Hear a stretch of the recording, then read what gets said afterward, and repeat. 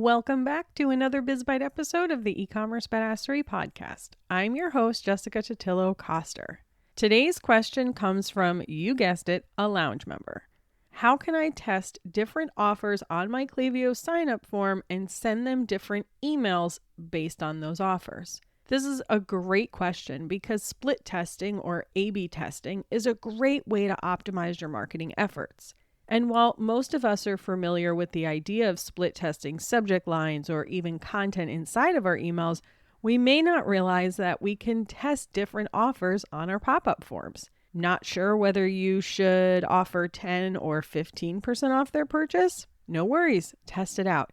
See which one performs better. Setting up the split test on the form in Klaviyo is really easy. Design your form, and once it's complete, click the Create A/B Test link at the top of the screen. This will duplicate your existing form, and then you'll be able to edit the two versions independently of each other. You can change anything on these forms, photo or no photo, delay time, or what we're talking about today, the actual offer. But when testing, make sure you're only testing one variable at a time. Otherwise, you won't know what is or isn't working. So that part's easy, but then how do we make sure the right person is getting the right offer in the emails? Well, there's a few steps to properly setting this up, but it's easy, I promise.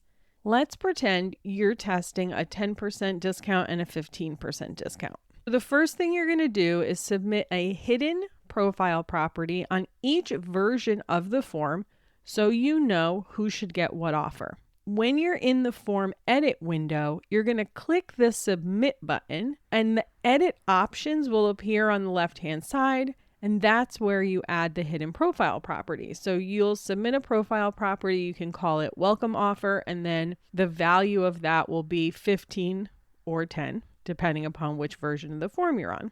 Then, of course, you'll create 2 coupons. And then lastly, you're going to create a conditional split in your welcome flow. So right after the trigger, which will be joined list, you'll add a split with a condition that says properties about someone, welcome offer equals 15.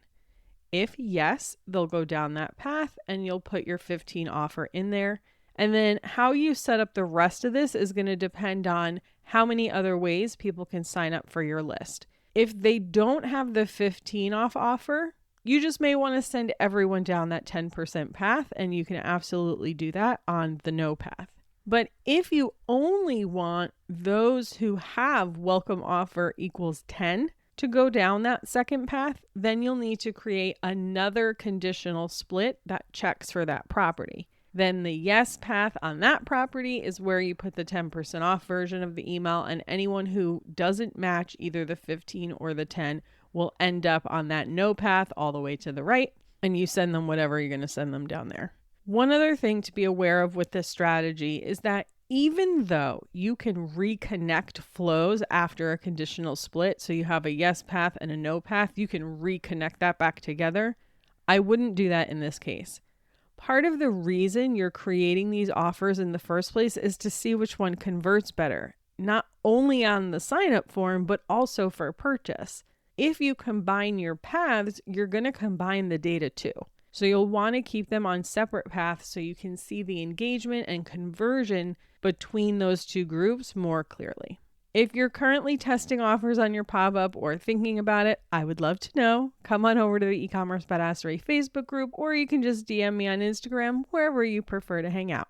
And that's a wrap on today's BizBite episode. See you on the flip side, friend.